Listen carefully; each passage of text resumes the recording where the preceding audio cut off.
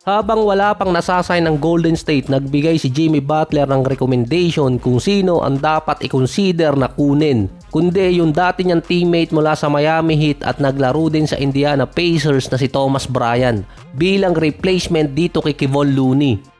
After yan ang report na si Al Horford parang nagdadalawang isip ng pumunta ng Warriors dahil ang tagal na nag-iintay. Sa free agency tracking nitong si Horford, meron na kasing ibang teams ang nagkakaroon ng interest sa kanya.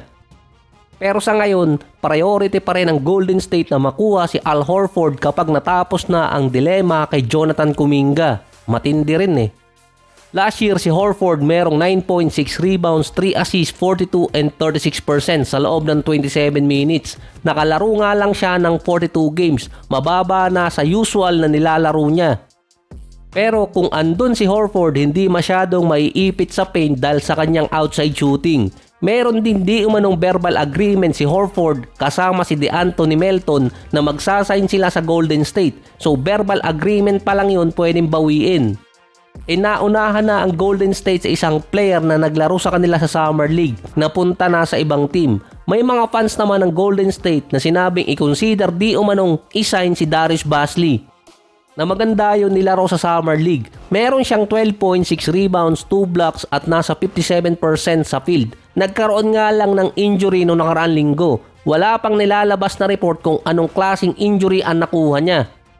Since 2019 pa siya naglalaro sa NBA at sumusubok bumalik ulit. Kaso nga lang naputol yung chance niya nung magkaroon siya ng injury. Expected nakakuha siya ng MCL or ACL injury.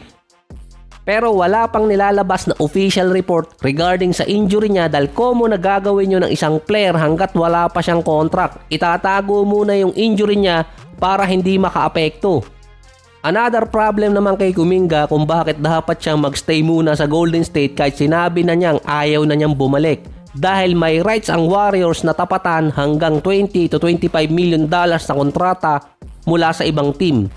At kung meron team na magka-interest sa kanya at magbigay ng ganong kontrata, tatapatan lang din ng Golden State yun, wala siyang magagawa. Depende na lang kung ang ibibigay sa kanya $30 million pataas, magdadalawang isip doon ng Warriors na habulin siya. Pero walang team ang gustong magbigay sa kanya ng ganong kataas. Merong right to refuse ang Golden State sa kontratang ibibigay ng ibang team kay Kuminga. Kahit yung agent ni Kuminga wala nang magawa. Sa ngayon, kahit ayaw ni Kuminga, posible siyang magstay sa Golden State pansamantala dahil sa offer sa ngayon ay nasa 50 million sa loob ng 2 taon, nasa ballpark yun ang hinihingi niyang 25 per year. Hindi pa sigurado kung pwede siyang bigyan ng 1 guaranteed at 1 player option para maging flexible si Kuminga. Parang pwede na rin since ang Golden State ang nagpasimula ng rule na yon. Meron sila dating pinapirmang player ng 1 taon lang na hindi naka-veteran contract.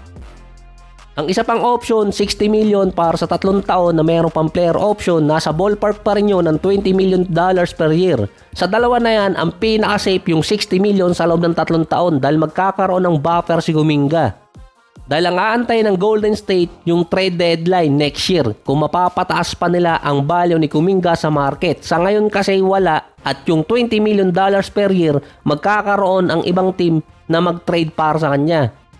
Mas madali siyang maite-trade bago yung deadline kaysa free agency dahil merong mga teams ang maghahabol doon ng player para maisama sa kanilang lineup lalo na yung mga contender.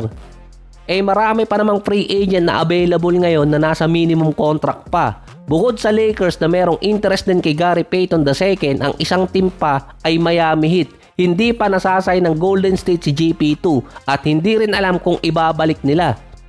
Sa ngayon kasi wala pang player ang nasasign tulad ni Caruso, Derek White, Holiday, KCP or yung game changer na defensive guard sa isang contender na team.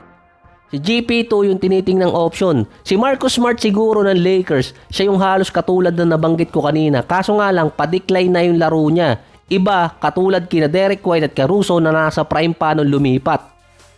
Dahil sa move ng Golden State sa free agency, teka wala pa palang move na ginagawa. Hindi pa alam kung babalik ulit ang saya ni Butler sa paglalaro sa susunod na taon. Ito kasi yung sinabi niya last season nung nananalo ang Golden State nang dumating siya. Nakalaro si Butler last year ng 55 games. Pababa na yung trajectory nito since umalis siya ng Bulls. Going 36 na si Butler sa September 14. Siguro naman masaya si Butler dahil secure pa ang 2 taon niya. Mahigit $50 million ang kontrata at nababayaran siya kahit summer. Hindi na rin dinidiretso ni Jimmy Butler na gusto niya mag-champion. Ang sinasabi na lang niya gusto niyang manalo. Ang tanging player na nagsasabi sa team niya na kaya pa nila mag-champion si Draymond Green. Pero ngayon hindi alam kung makakapag-content sila for next season dahil wala pa nga nakukuhang major addition.